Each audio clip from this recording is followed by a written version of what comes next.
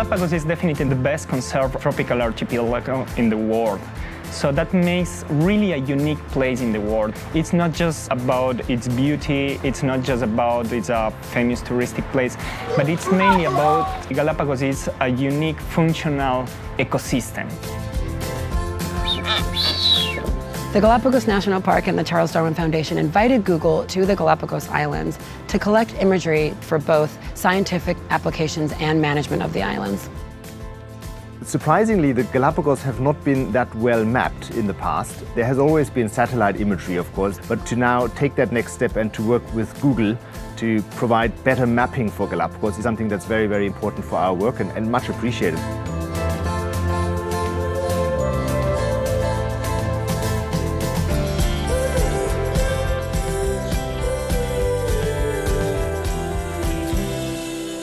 First time, first trekking in Galapagos, so let's see how it goes.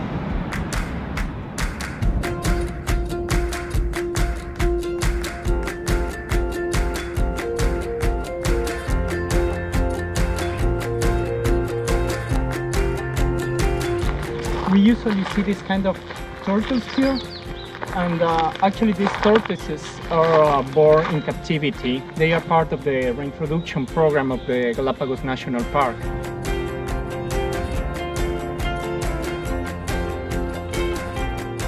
Doing research in Galapagos is a very, very tough task. So if there is some way to capture as much information as possible and then having this information collected and available for researchers, it's just great because you can minimize the costs of field work. Invasive species have always been the biggest threat to the Galapagos archipelago. Invasive species are plants and animals that don't belong here, but once they are here, they often turn into a threat for the endemic and the native wildlife. We are brushing off the remains of Humidatus and Minas de Azufras on Isabella Island, and we're getting rid of all of these plants before we take it on to another island, and we're just trying to get all the seeds, all the plant matter off. Galapagos is one of those places that if you were to take anybody underwater, this is the location in the world that you would take someone. So it's very, very important that we reveal this well. It started off as a project to reveal the oceans to the world. Google is a critical partner for us because there's really no point in doing the science unless you do the engagement and get people aware of what's actually happening underwater. We've seen a 50% drop in coral coverage over the last 50 years. So if we want to do something about what's going on in the oceans, we really need to take people virtual diving.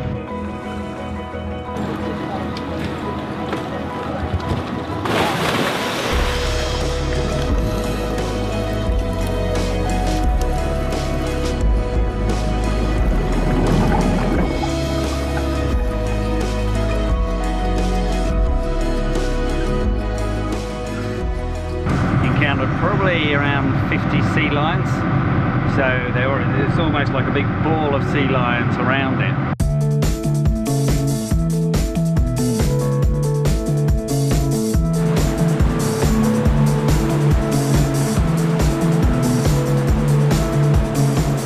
Probably about 6:30 in the morning, and we are about to take the trekkers out and attach it to the front of the boat and collect some of the shoreline of the Plaza Islands. We're hoping to help the Charles Darwin Foundation and the Galapagos National Park Service get validation data and imagery to really prove what kind of vegetation, what kind of birds are in certain areas of the island.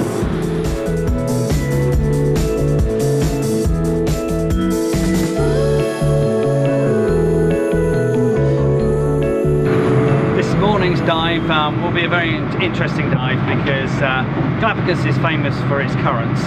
And really we don't know what to expect, so you can get some really vicious currents coming round seamounts, etc., and over the top and even pushing you down, so you've got to be very careful on these kind of dives, especially when you're in very deep water. Today we are heading to Mosquera, which is a sandbar between the island of Santa Cruz and the island of Paltra.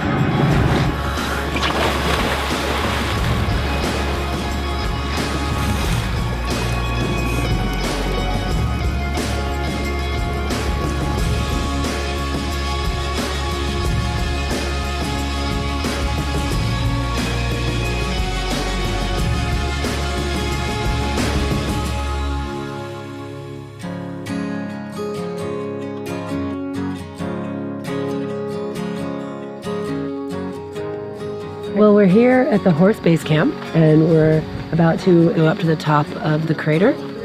Very excited. Gonna be a good day.